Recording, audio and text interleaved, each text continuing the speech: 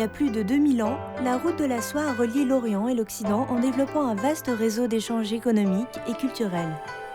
Les routes du Sud sont les premières à être mentionnées dans les écrits en Chine.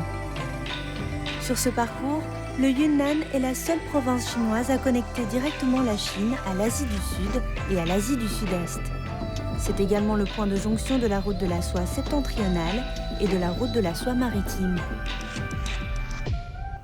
Coucou tout le monde, vous regardez Secret de Chef, l'émission qui donne les crocs. Aujourd'hui, nous allons donc nous pencher sur la cuisine du Yunnan. Due à sa diversité ethnique et à sa situation géographique, la province du Yunnan possède une cuisine très variée. Alors sans plus attendre, allons découvrir quelques spécialités. Les conditions naturelles du Yunnan sont propices à la production d'ingrédients ayant inspiré une grande variété de recettes délicieuses. Selon une expression populaire, on y consomme des fleurs au printemps, des champignons en été, des fruits en automne et des légumes en hiver. Goûtez au trésor des montagnes ou régalez-vous d'un sauté maison. Vous trouverez toujours des saveurs inoubliables. Chef Lei, cette table est bien fournie. On voit que les plats du Yunnan sont multicolores. Alors par lequel allons-nous commencer ? Commençons par une salade, un mélange de concombre amer et de tiges de plante caméléon. La tige de plante caméléon s'appelle aussi herbe au goût de poisson. Elle est croustillante. Au Yunnan, c'est une plante très commune. Si vous vous habituez à son goût, vous pouvez savourer sa fraîcheur. Pour les gens qui n'en ont jamais mangé, c'est très bizarre. On s'y fait naturellement après plusieurs dégustations. On lave et on coupe la tige de plante caméléon et le concombre amer. On met dans un grand bol. Ensuite, on ajoute du soja fermenté épicé. On le mélange aux tiges de plante caméléon car les deux goûts s'harmonisent très bien. Ça atténue le fort arôme des tiges de plante caméléon. Ainsi, davantage de clients acceptent ce goût. Ce n'est pas pour rien que le Yunnan est surnommé le royaume des champignons sauvages. Parmi les plus de 2500 espèces de champignons sauvages comestibles recensées dans le monde, on en compte environ 1000 sur le territoire chinois et près de 900 se trouvent dans le Yunnan.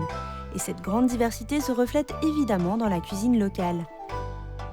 Cette soupe aux champignons sauvages du Yunnan. On utilise du poulet, du canard et du jambon du Yunnan, puis on fait bouillir pendant 3 heures. Après, on filtre la soupe et on fait bouillir de la truffe noire et d'autres champignons pendant 15 minutes. Alors chef, quel est ce plat ? On dirait un peu des tapas. Dessous, c'est du tofu, une variété spéciale du Yunnan. Dessus, c'est de la morue. Elle est produite avec un savoir-faire unique à Tianshui. L'intérieur du tofu à croûte est liquide et ressemble au lait de soja. Dessus, c'est de la morue. Elle est croquante et tendre. Et son goût est léger.